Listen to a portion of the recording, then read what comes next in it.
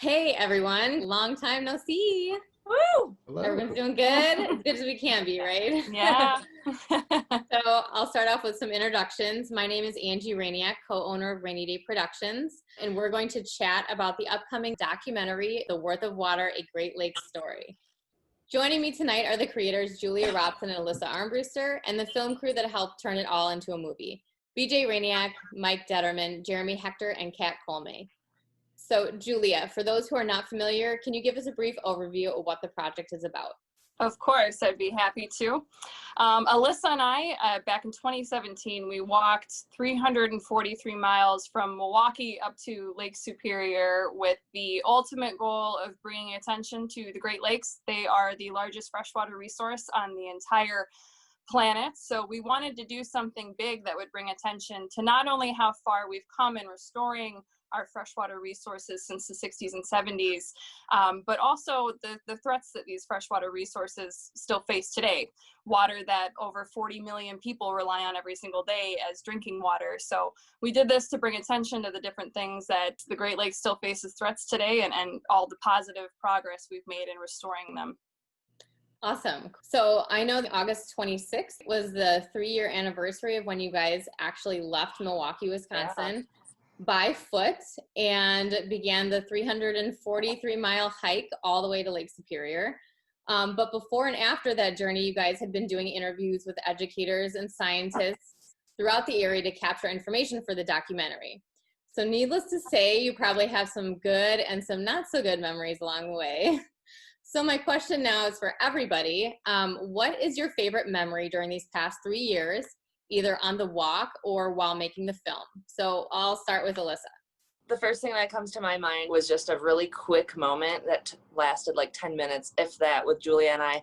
But my favorite bird is the pileated woodpecker. And so I had never seen one before, and we knew we would see one, but it happened so quickly. We were thinking we'd have to get to the North Woods to see one. And so not only did one fly down right across the trail, later in that day, Julia took her walking stick and drummed it against a tree, and we had a pileated woodpecker come fly down and come right towards us because he thought it was a different woodpecker. And that's my bird awesome. nerd coming out. That's awesome. Julia, why don't you go next? It's really hard to pick one favorite memory from the whole experience. But I think for me, it was kind of a culmination for Alyssa and I, all the people that we met along the way and how willing everybody was to help us out by giving us a warm meal or giving us a couch to sleep on. So just the generosity of the people we met, but also when we got to talking to people about why we were doing this project, when people would say, oh, I had no idea the Great Lakes were under threat of anything. Those were those light bulb moments for people where we really realized that we were actually educating people by walking through these towns that were inland. And I think that was always a favorite moment for me, when I realized that we were actually having an impact as we were walking these hundreds of miles across the state. So all in all, that was one of my favorite aspects of the entire project. And to know that even more people will be reached through the film, I think that'll just carry that feeling on. Awesome. How about we go with Kat? What was your favorite memory? There are a lot of them, but Discovery World, when Julia and Alyssa started the whole journey, just seeing everybody come together, the friends, the family, and even the strangers just coming out. And I love the footage of just everybody kind of like behind them and supporting them, and that was definitely one of my favorite memories. Yeah, that was really cool. There was a lot of people. How about BJ? I will definitely say it was the end of it, and not because it was over. It was because seeing Julia and Alyssa actually make it to Lake Superior, that was, to me, it was a really emotional moment. But knowing the journey that they'd gone on and just seeing their faces light up, and they like jumped in the lake and jumped on these rocks and started dancing and hugging. It was hysterical.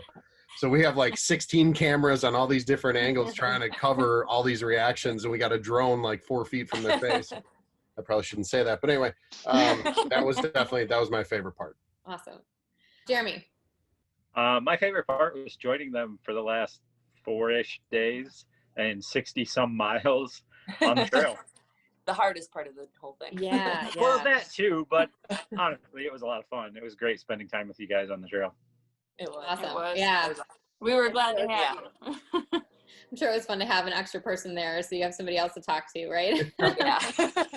Well, and his snoring kept the bears away. Exactly. So Ah. Gave us a sense of safety. I knew that was going to come out eventually. Snoring's good for something now, right? Hey. Yeah. it is. Mike, your last one. I would have to say definitely the point that BJ had brought up at the very end. Just seeing the joy. I mean, knowing that we had completed that part of it. They had completed the huge part of it by doing the walk. We had the easy part of being able to drive to the places. I mean, and I'm fine with that. But just seeing that joy, it was great. I mean, you don't see that often when people truly are just ridiculously happy for how far they've come and what they've done. And that's what I'd say is the best part. Nice. Yeah, awesome. Well, it's such a huge feat that you guys did. So the next question is for the whole group also. We've talked about the best memory. Now let's talk about the not so pretty stuff. What was one memory you'd be okay forgetting, or one of the most challenging things that you had to overcome while working on this project? So let's start with BJ this time. I would have to say there was a certain day that we went out on Lake Michigan on a boat. And we were filming, and I thought we were all going to tip over. The waves were so big, and the captain was fine. He was like, yeah, this is every day. This is normal. I look over at Mike. He looks like he's going to hurl. I'm not feeling so great. I got, you got your arms holding on to stuff, but you're holding the camera, and you're trying to hear what people are saying. It was chaos. But the twist of it all was at the end of it, we find out a little secret that Mike never learned how to swim. So I'm glad I did not know that going into this shoot, and I probably wouldn't have asked him to come with. But sorry, Mike. Didn't mean to throw you under the bus there, but you freaked me out, man. All right.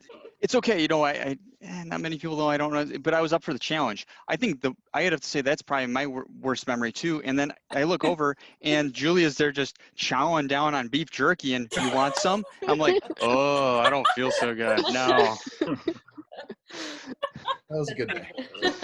Don't got your sea legs, huh, Mike? Nope, not at all. Who wants to go next? Julia. You said the word a couple minutes ago, but feet. The foot pain of walking 20 plus miles a day. I think that's something that I was glad to forget post trail, post trek. But man, I didn't realize that your body could ache that much.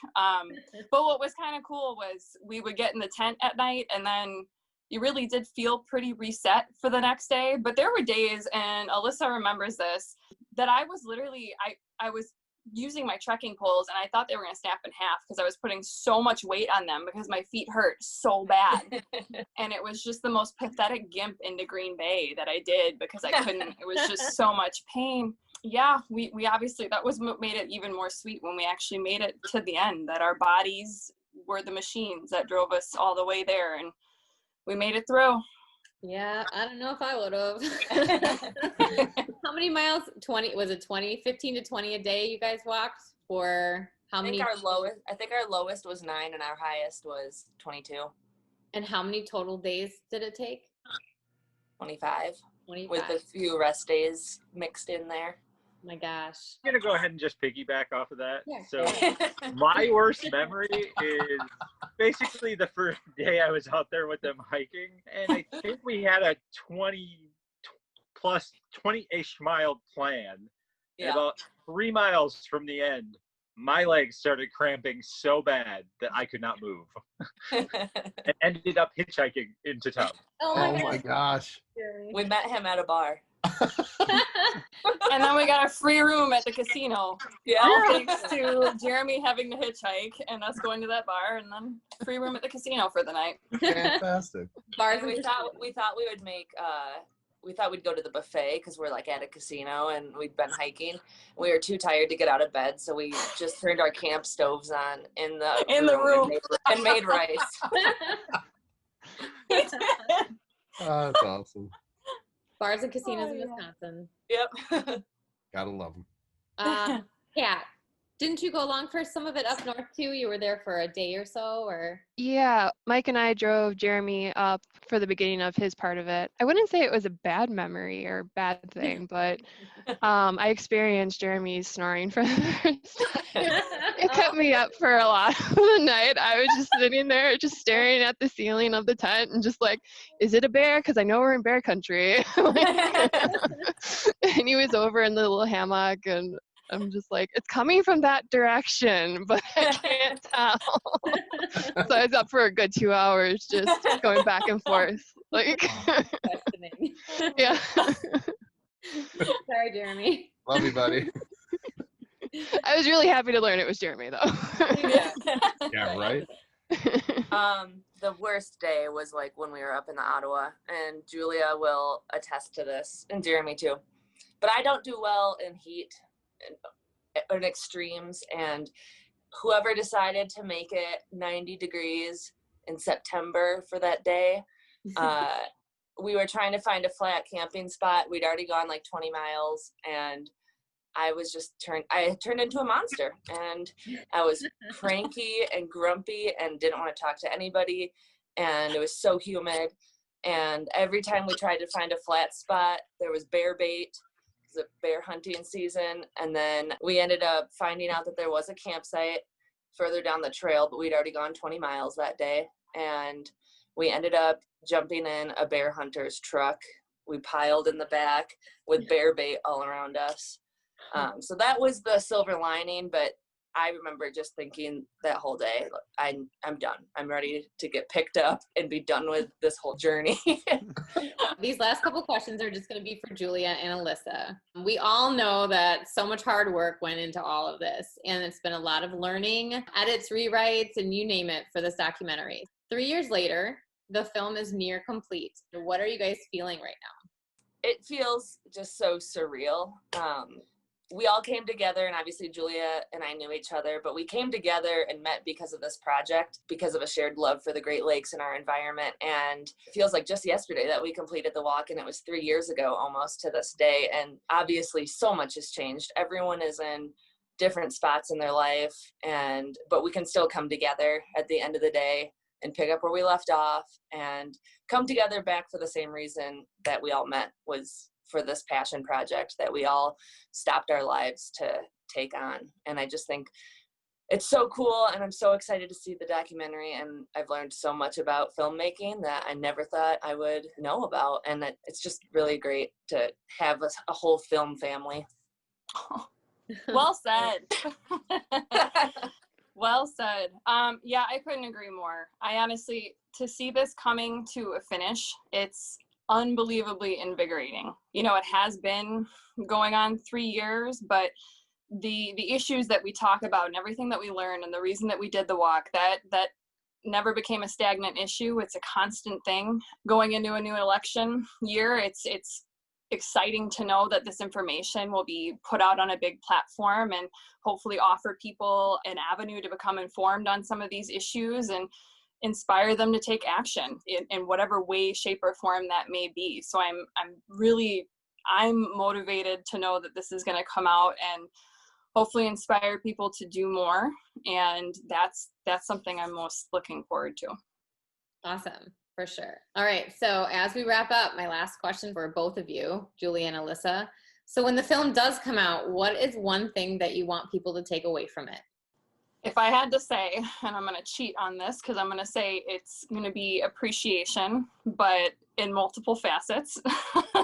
I want people to come away not just with an appreciation for the Great Lakes and for freshwater resources, but also an appreciation for the importance of everything that we've done in restoring these resources over the course of, the past couple decades. That's all it's been, really.